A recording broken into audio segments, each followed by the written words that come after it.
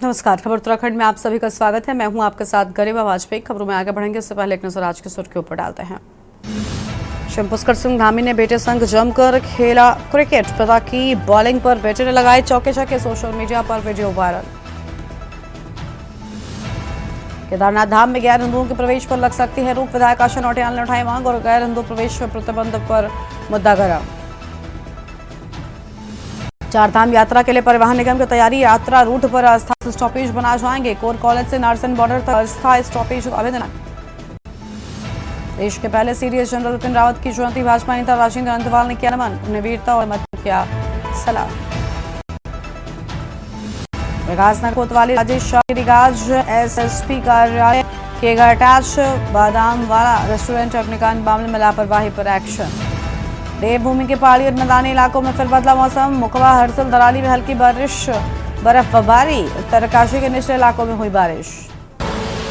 आप रहे हैं के न्यूज, खबरों का सारथी।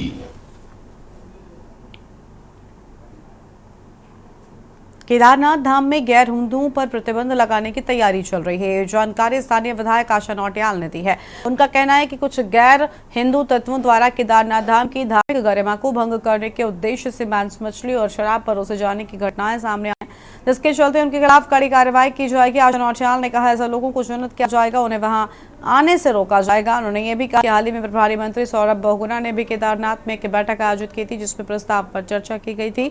सुझाव भी सामने आया था कि ऐसे गैर हिंदू व्यक्तियों पर यहां आने से पूरी तरह से प्रतिबंध लगाया जाए। केदारनाथ को बदनाम करने का प्रयास कर रहे हैं।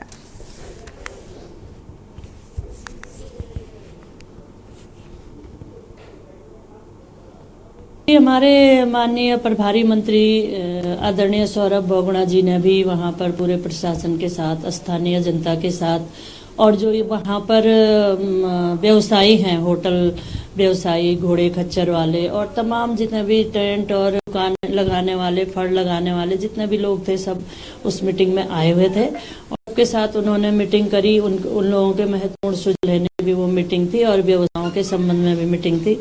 उस मीटिंग में भी खुले रूप से वहाँ के जो स्थानीय व्यवसायी हैं, उन्होंने यही बात करी कि जो मतलब वहाँ पर कुछ गैर हिंदू लोग इस तरह की हरकतें कर रहे हैं, वहाँ पर मीट मांस शराब वगैरह ले जाने का जो काम कर रहे हैं, वो धाम को बदनाम करने का काम हो रहा है। तो निश्चित तौर पर मैं भी यही कहूंगी कि उस पे इन चीजों को जांच करके देख करके ऐसे लोगों पे प्रतिबंधित होना चाहिए वहां पर। और जो हमारे धाम की केदार बाबा की जो महत्ता है, जिसके लिए लोग दर्शन करने आते हैं भक्ति भाव से, वो भक्ति भाव से लोग दर्शन करके जाएं और ऐसी चीजें वहां पर न हो, ऐसा मेरा भी प्रयास रहे।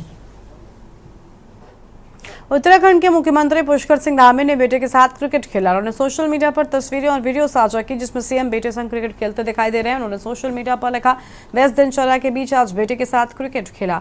अनुशासित लाइफस्टाइल और नियमित व्यायाम ही स्वस्थ जीवन का आधार है।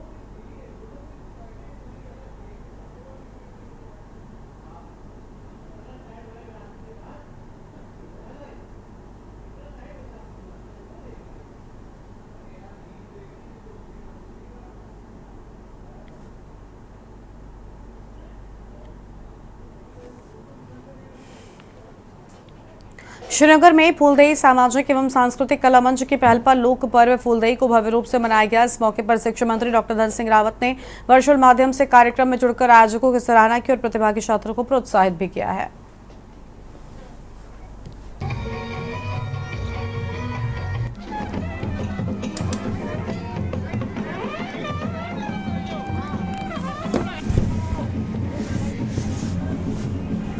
मैं जीजाइसी से हूँ और यहाँ फूलदेई कार्यक्रम में प्रतिभाग कर रही हूँ। मैं हर साल प्रतिभाग करती हूँ। मुझे अच्छा लगता है, ये हमारा लोक है क्योंकि यहाँ हम हर छोटे छोटे बच्चे प्रतिभाग करते हैं। और ये बाल लोग है, और इसमें लोग बच्चे आते हैं, बहुत सारे लोग डेलो में फूल डालते हैं और लोग हमें, और ये बहुत पसंद करते हैं इसे। पहली बार का एक्सपीरियंस है यहाँ। हम लोग घरों में फूल ले जाएंगे। हमारा कंपटीशन है। हमने डोली हुई है और पहाड़ी टोपी और कुर्ता और पैजामा के साथ यहाँ आया हूँ, तो लग तो रहा है टक्कर का है। बहुत एक्साइटमेंट थी और लोगों को देखती थी तो अच्छा सा लगा था, मतलब मन करता था कि मैं भी पार्टिसिपेट, मेरा पहला टाइम है कि पार्टिसिपेट कर, बहुत अच्छा लग रहा है अपने उसको स्टेट को प्रेजेंट करने में। मतलब बहुत अच्छा सा लग रहा है कि पहले टाइम है और ऐसे अच्छे से प्रेजेंट कर रहे हैं, तो मस्त है। जैसा कि आज फूल डे के फंक्शन के लिए आज हम सभी लोग यहाँ आए हैं, तो इसके लिए ऐसा बहुत एक्साइटमेंट रहती है। 2 दिन पहले से हमने पूरी तैयारी शुरू कर दी थी। सुबह 3 बजे उठ के तैयार होके फूल तोड़ के यहाँ आए, और आगे भी मुझे लगता है कि ये बहुत अच्छा रहेगा।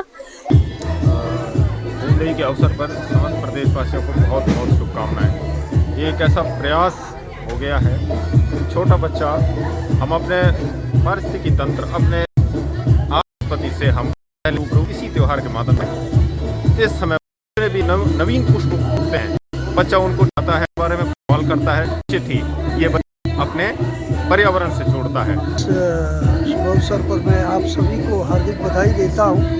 और उत्सव में, इस लोक उत्सव में कई सारी पीढ़ियाँ एक साथ होती हैं, और श्रीनगर के तमाम सारे बच्चे इन्होंने इस त्यौहार को एक दिशा दी है यहाँ पर, और संस्कृति बची रहे और हम पर्यावरण को भी बहुत अच्छा रखें, ये भी इसमें बड़ा संदेश है। जैसा कि आप सबको विदित है कि आज श्रीनगर में फूल डे का पर्व बड़ी धूमधाम से मनाया गया। इसमें बच्चों की भूमिकाएं बहुत महत्वपूर्ण रही, अभिभावकों की भूमिका बहुत महत्वपूर्ण रहे, और सबसे बड़ी बात यह है कि ये प्रकृति से जोड़ता है, पर्यावरण से ये जोड़ता है।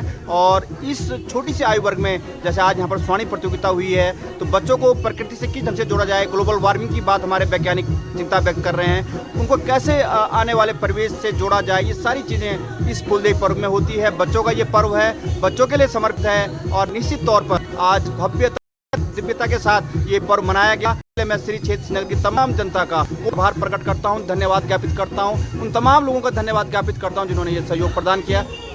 आज यहाँ पर फूल डे पर्व श्रीनगर में धूमधाम से आयोजित हो रहा है, जिसमें हमारे स्कूली क्षेत्र के सभी छात्र छात्राएं यहाँ पर मौजूद हैं और रंग बिरंगे परिधानों में यहाँ पर आए हुए हैं।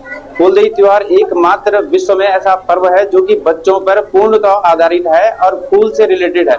बच्चों और फूलों का जो सामंजस्य है वो आप आज इस शोभा यात्रा में देखेंगे।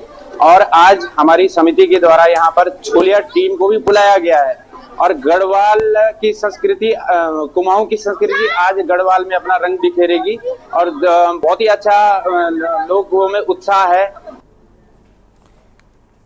अगली खबर है नैनीताल से, जहां पर नैनीताल के वाटरफॉल से रूसी की तरफ जाने वाली सड़क में अज्ञात वाहन की टक्कर लगने से नेपाली मूल के मजदूर घायल हो गए। घायल मजदूर को पुलिस व उसके अन्य साथियों के द्वारा अनफन में नैनीताल जिला अस्पताल लाया गया, जहां जांच पड़ताल के बाद डॉक्टरों ने उसे मृत घोषित कर दिया। जानकारी पर नेपाली मूल का मजदूर काम खत्म होने के बाद पैदल अपने क्वार्टर लौट रहा था कि तभी वाटरफॉल से रूसी की तरफ आ रही तेज रफ्तार वाहन ने रोक कर टक्कर दी और फरार हो गया। ओके ओके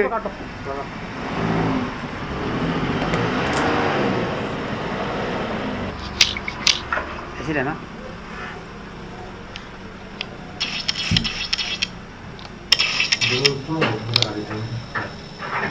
व्यक्ति जिसकी उम्र लगभग 40 साल था, वो पुलिस द्वारा लाया गया था, साथ में उसके रिलेटिव भी थे। पहली नज़र में देखने पर आरटीए लग रहा था, एक्सीडेंट का केस लग रहा था। वो देखने में पता चला ब्रॉड डेड है वो। उसको पोस्टमार्टम के लिए मोर्चरी में रखा गया है। पोस्टमार्टम के बाद बता पाएंगे कैसा है। ये कहना मुश्किल नहीं है।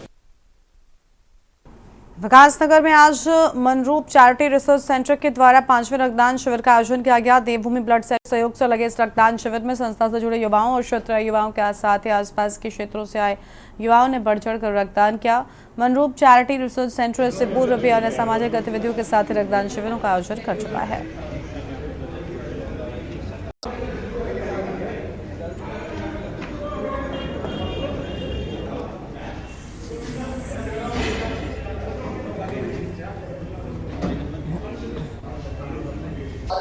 देखिए भाई साहब, रक्तदान करने से पहले तो स्वास्थ्य ठीक रहता है। आजकल तरह तरह की बीमारियां हैं, जिससे कई घटनाएं हो रही है, जैसे हार्ट अटैक है, पैरालाइज है, बहुत सी बीमारियां हैं, जिससे कि अगर हम रक्तदान करते हैं तो हमें इससे बड़ा फायदा रहता है, बीमारियों से हम बचते हैं और समाज में एक अच्छा संदेश जाता है।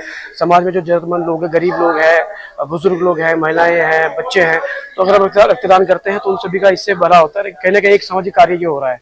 बनरूप चैरिटी एंड रिसर्च सेंटर जो हमारी एक संस्था है, हमारे द्वारा हर 4 महीने में 3 महीने में हम एक रक्तदान शिविर का आयोजन करते हैं। देखा जाता है कि युवाओं में जो हमारे हीमोग्लोबिन है उसकी मात्रा बहुत हाई रहती है, तो जो स्वस्थ लोग हैं वो अपना रक्तदान समय समय पर करते रहे और हर 4 महीने में जो ब्लड डोनेशन कैंप लगाते हैं उसमें 100 का आंकड़ा जो है हर बार हम लोग पार करते हैं। देवप्रयाग के लोक गायक पवन सेमवाल ने ऋषिकेश श्यामपुर में एक पूर्व सैनिक के साथ मारपीट की घटना को पर आक्रोश व्यक्त किया है। उन्होंने सीधे उत्तराखंड की धामी सरकार को आड़े हाथों लिया और कहा कि राज्य में दृढ़ इच्छा शक्ति की कमी है। पवन सेमवाल ने आरोप लगाया कि प्रदेश के सत्ताधारी नेता न केवल अपनी जेब भरने में व्यस्त हैं, जबकि ग्रामीण क्षेत्रों से पलायन भी बढ़ा है।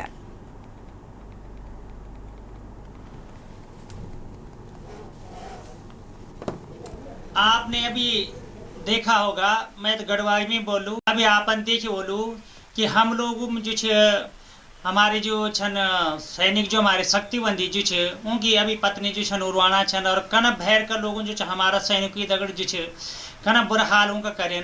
तो ये उत्तराखंड की जो हमारी जनता छे और उत्तराखंड का जो हमारा सत्ताधारी छन जनता भी ये चुप बैठे जे यक तो यानी आग लगाई चेन आग बबुला हुई चेन हम सब से आग जब यक सैनिक यक सुरक्षित नहीं छन, बेटी यक सुरक्षित नहीं छन। आप देखें उत्तराखंड में जो छन बेरोजगार सुरक्षित नहीं छन, जब देखा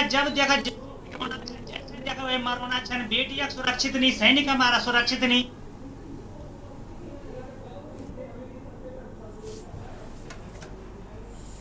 देश के पहले chief of defence staff general Bipin Rawat की आज जयंती है। जनपद पौड़ी के द्वारेखाल ब्लॉक के सैंड निवासी जनरल रावत का जन्म 16 मार्च 1958 को उत्तराखंड के पौड़ी गढ़वाल जिले के राजपूत परिवार में हुआ था। वो भारतीय सेना के प्रमुख बनने के बाद देश के पहले सीडीएस बने।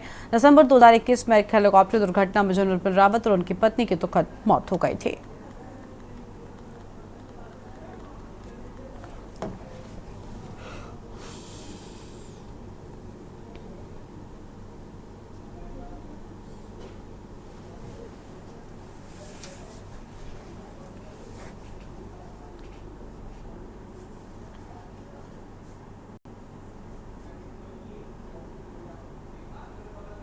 कोटद्वार बेस अस्पताल के वरिष्ठ नेत्र सर्जन डॉक्टर दिनेश सिंह ने स्मार्टफोन के अत्यधिक उपयोग से आंखों की रोशनी पर पड़ने वाले प्रभाव के बारे में चेतावनी दी। उन्होंने कहा कि आजकल स्मार्टफोन का उपयोग बच्चों से लेकर बड़ों तक बहुत बढ़ गया है, जिससे आंखों पर प्रतिकूल असर पड़ सकता है। डॉक्टर सिंह ने खासकर सेना में भर्ती होने का सपना देखने वाले युवाओं को सलाह दी कि वो स्मार्टफोन का उपयोग कम करें और आंखों की सुरक्षा के लिए नियमित ब्रेक जरूर लें।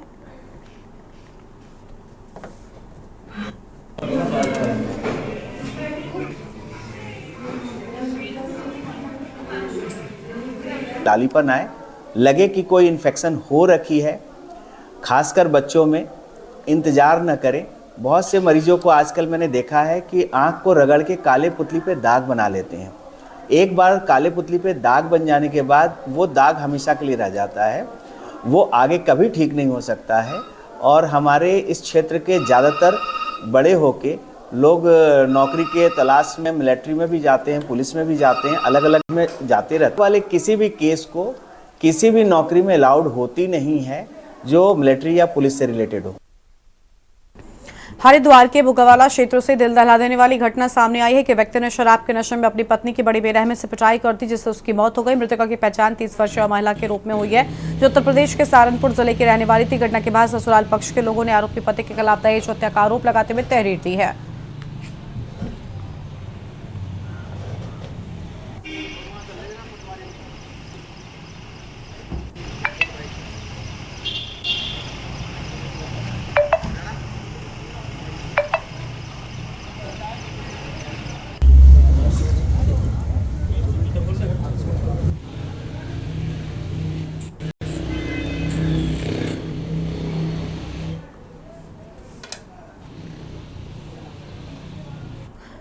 उत्तराखंड के पूर्व हज कमेटी के अध्यक्ष जाहिद रजा रिजवी के निवास रुद्रपुर में कलकीधाम के पीठाधीश्वर आचार्य प्रमोद कृष्णम ने कल निजी दौरे पर पहुंचकर मौलाना परिवार से मुलाकात की। इस दौरान उन्हें शॉल उड़ाकर गर्मजोशी से स्वागत किया गया। मीडिया से बातचीत करते हुए आचार्य प्रमोद कृष्णम ने आज के राजनीतिक हालात पर बेबाकी से अपनी राय रखी। उन्होंने कहा, कोई भी धर्म ये नहीं सिखाता कि झूठ बोला जाए। भारत में 800 साल तक मुगलों ने राज किया, फिर अंग्रेजों का शासन रहा, लेकिन न तो मंदिर तोड़ने का काम मुसलमानों ने किया और न ही मस्जिद तोड़ने का काम हिंदुओं ने किया।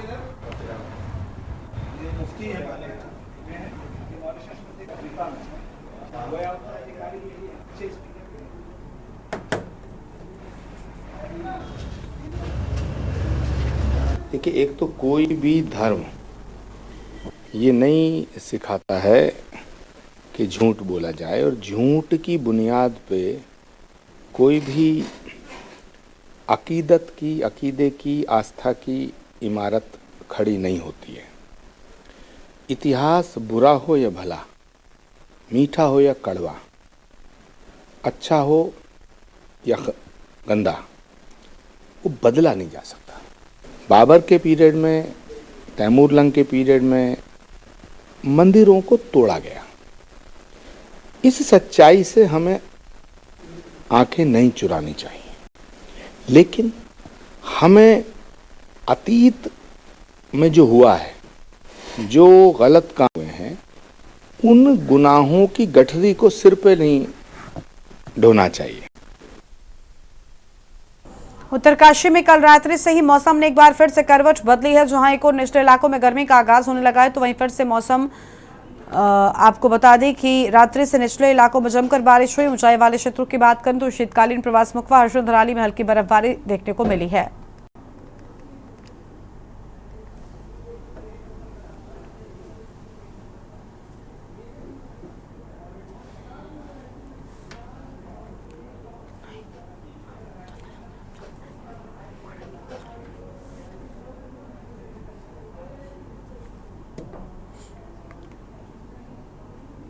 उत्तराखंड में वेडिंग डेस्टिनेशन को लेकर एक तरफ प्रदेश सरकार अब सकारात्मक पहल में जुटी है, तो वहीं कांग्रेस ने इससे जन मुद्दों से ध्यान भटकाने का आरोप लगाया है। आपको बता दें कि प्रधानमंत्री मोदी ने देशवासियों को उत्तराखंड में डेस्टिनेशन वेडिंग को बढ़ाने का आह्वान किया है। प्रधानमंत्री के आह्वान के बाद अब प्रदेश सरकार इस दिशा में बड़ी पहल कर रही है। ये रिपोर्ट देखिए। प्रधानमंत्री नरेंद्र मोदी ने हर्षिल में उत्तराखंड को डेस्टिनेशनल वेडिंग के तौर पर विकसित करने का सुझाव दिया था। बीते सोमवार को इस संबंध में मुख्यमंत्री ने सचिवालय में अधिकारियों के साथ बैठक की। उन्होंने डेस्टिनेशनल वेडिंग के तौर पर पहचान बना चुके त्रियुगी नारायण में सड़क कनेक्टिविटी को बेहतर बनाने के साथ ही वहां हेलीपैड के निर्माण का आदेश दिया। पर्यटन विभाग GMVN और KMVN के सहयोग से डेस्टिनेशन वेडिंग पर काम करेगा। इसके लिए स्थानों का चयन किया जाएगा जहां ढांचागत विकास के साथ रोड, बिजली, पानी और संचार कनेक्टिविटी से जोड़ा जाएगा। इसमें हितधारकों, ट्रैवल एजेंसियों के साथ स्थानीय लोगों को भी जोड़ा जाएगा और उन्हें प्रशिक्षण की सुविधा दी जाएगी। स्थानीय परंपराओं, रीति रिवाजों और संस्कृति के साथ इको फ्रेंडली वेडिंग को प्रोत्साहित किया जाएगा। उत्तराखंड राज्य में नई वेडिंग डेस्टिनेशन की पहचान होगी। मुख्यमंत्री ने निर्देश दिए कि राज्य में डेस्टिनेशन वेडिंग के लिए नए स्थानों की पहचान की जाए और उनके विकास पर ध्यान दिया जाए। उन्होंने कहा कि प्रधानमंत्री नरेंद्र मोदी ने भी देशवासियों से उत्तराखंड को वेडिंग डेस्टिनेशन के लिए प्राथमिकता देने का आग्रह किया है। सीएम ने कहा कि डेस्टिनेशन वेडिंग से राज्य की अर्थव्यवस्था को मजबूती मिलेगी। उत्तराखंड का प्राकृतिक सौंदर्य और आधुनिक सुविधाएं प्रमुख वेडिंग डेस्टिनेशन बनाने में सहायक होंगी। उन्होंने पर्यटन विभाग को डेस्टिनेशन उत्तराखंड के लिए शीघ्र गाइडलाइन तैयार करने के निर्देश दिए। आधुनिक मंत्री अभी मां गंगा के मायके मुखवा से सभी देशवासियों से भी अपील की है कि अब वेडिंग के लिए सबसे अच्छा स्थान देवभूमि उत्तराखंड है, तो उसके अनुरूप हम योजना बना रहे हैं। हमारे यहाँ पर कुछ नए जोन, कुछ ऐसे स्थान जो हर दृष्टि से ठीक हों, वहाँ पर वेडिंग डेस्टिनेशन को और डेवलप किया जाए, वहाँ इंफ्रास्ट्रक्चर मजबूत किया जाए, लोगों को लाएंगे। और जो वेडिंग इवेंट्स करते हैं उनके साथ भी यहाँ हम लोग बैठक करेंगे, जिससे कि वो आगे जो है हमारे यहाँ जिस प्रकार का एक अच्छा लोगों के लिए अच्छा पर्यावरण है, अच्छा यहाँ का मौसम है, सुनहरी धूप हमेशा रहती है, तो उन सब में जो सबसे उपयुक्त स्थान पाए जाएँ वहाँ पर हम इस प्रकार की इंफ्रास्ट्रक्चर को मजबूत करने के साथ ही वेडिंग हमारे यहाँ पर लोग करें, उसके लिए सब व्यवस्थाएं कर रहे हैं। वेडिंग डेस्टिनेशन का मतलब है, माननीय प्रधानमंत्री जी ने और मुख्यमंत्री जी ने ये फोकस किया है कि हम बड़ी बड़े यहाँ जो इलीट्स हैं उनके वेडिंग डेस्टिनेशन बनाने का यह है कि ताकि कैपेसिटी हो। कुछ लोग त्रिचुकी नारायण जाना चाहते हैं, कुछ लोग रामनगर जाना चाहते हैं, कुछ लोग मसूरी आना चाहते हैं, काणाताल जाना चाहते हैं। तो हमारे जो जहाँ पर होटल समूह हैं सभी मिलकर अगर प्रयास करेंगे तो ये बड़े बड़े वेडिंग डेस्टिनेशन बन जाएंगे। आपने लंकावी देखा होगा, वहाँ लोगों को रोजगार मिलता है वेडिंग डेस्टिनेशन से, उसमें केटरिंग का रोजगार मिलता है, खाना बनाने का, कुजीन का रोजगार मिलता है। तो अनेक रोजगार की संभावनाएं जो हैं ये करता है। इसके अंदर जो डांस होते हैं, ड्रामाज होते हैं और जो नृत्य होते हैं, ये सब चीजों के, तो हम ये चाहते हैं कि इसको हम वेडिंग डेस्टिनेशन भी बनाएं और कॉर्पोरेट डेस्टिनेशन बनाएं।